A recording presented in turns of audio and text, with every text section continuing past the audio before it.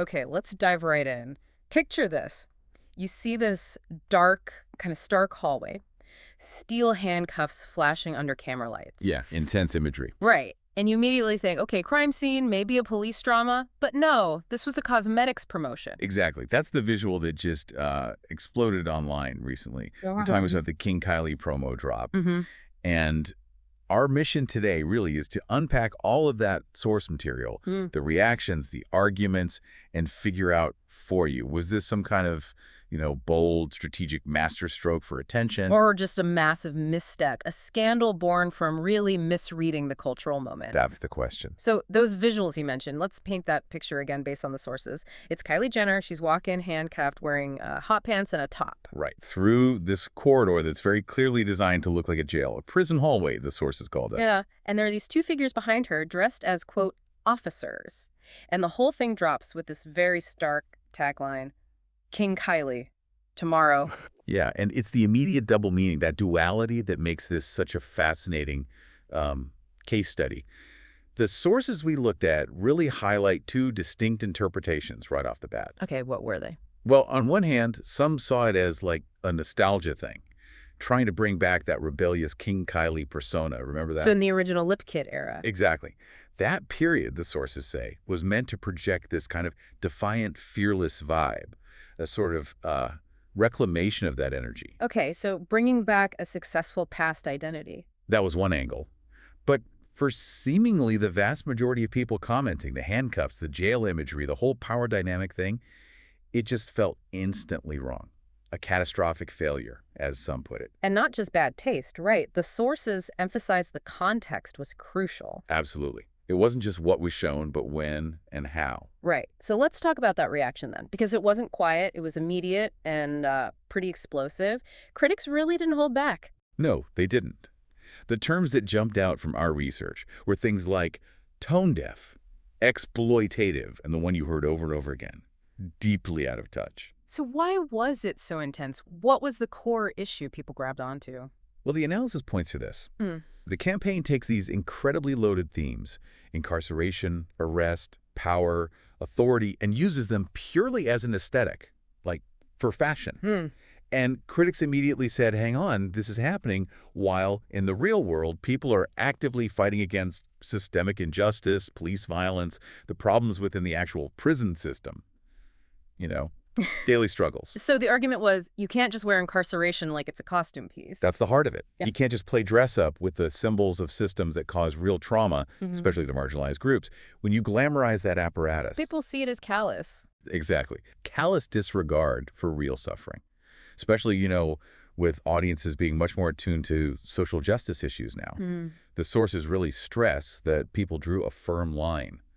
This isn't just costume play when actual lives are caught up in these systems. I remember seeing some of the specific feedback pulled from social media in the sources. It really captured that frustration. Yeah, some were quite pointed. There was one quote, it really stuck with me, kind of referencing everything else going on. It was like, the country's boiling over with real issues, and Kylie Jenner drops a handcuffed hot pants promo to sell cosmetics. That quote really nails the perceived disconnect, doesn't it?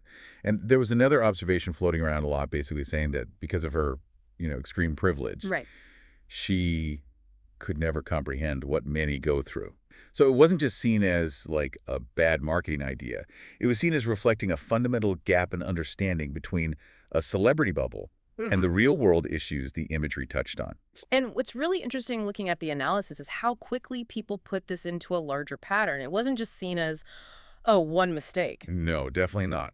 The sources show that people immediately started making comparisons, connecting it to this longer history of celebrity marketing blunders. Like what was the main comparison? The big one, drawn almost instantly, was the infamous Pepsi ad. Remember that one with Kendall Jenner? Oh, right. The protest in the soda can. Exactly, where a supermodel sort of diffuses a protest by handing a cop a Pepsi.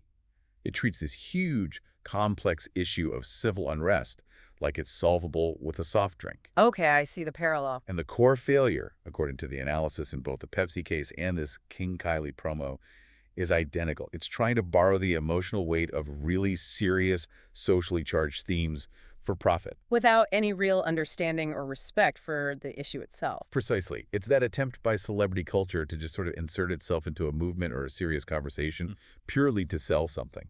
And it seems like audiences now have almost like a built-in detector for that. They reject it instantly. It really does feel almost Pavlovian now, doesn't it? The audience spots when serious issues are just being used as, wallpaper for a product launch. Yeah. And if the goal isn't actually dialogue, but just moving units of lipstick, the reaction isn't just negative. It's fast, it's organized, and it's loud.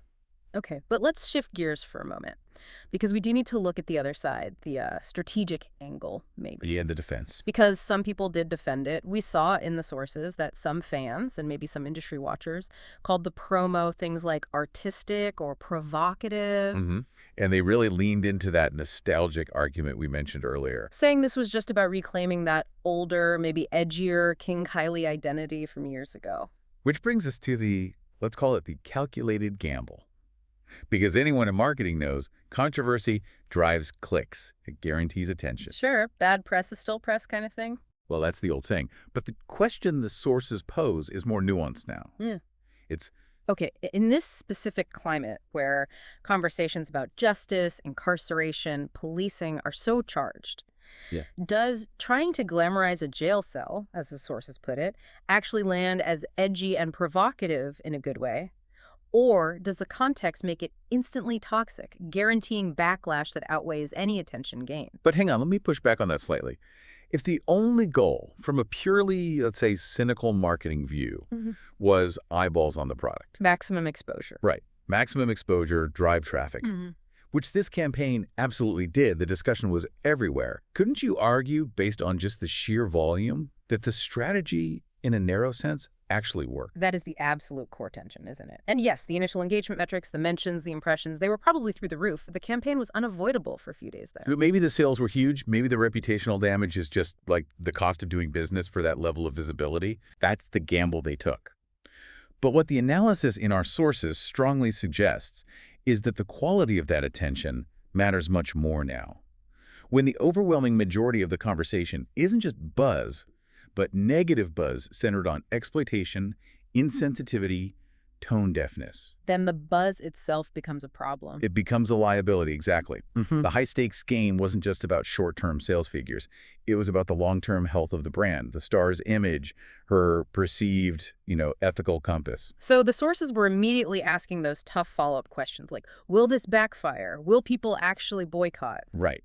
Will they demand an apology? And maybe most critically, how would the star herself react? Would she try to explain it away as art? Or just stay silent and kind of double down by not acknowledging the criticism? Because that response or lack of response becomes part of the narrative too. Absolutely. And often it's that silence or the refusal to engage directly with the substance of the criticism that can turn what might have been a single misstep into a lingering brand perception issue. Yeah, it digs the hole deeper sometimes. Yeah, this whole thing really serves as just a razor-sharp example of that constant tension in modern marketing between having massive influence and having some kind of responsibility. These influencers, they have this incredible direct line to consumers, right? But when they start playing with imagery that's so deeply connected to systemic issues, real-world pain. The audience pushes back with expectations. Exactly. There's now an ethical expectation that maybe wasn't there or wasn't as strong for celebrities generations ago. The audience holds them accountable in a different way. It feels like the dynamic has really shifted. Consumers aren't just buying things anymore, they're also judging the values, the conduct, the awareness of the celebrity or the brand behind it. Couldn't agree more.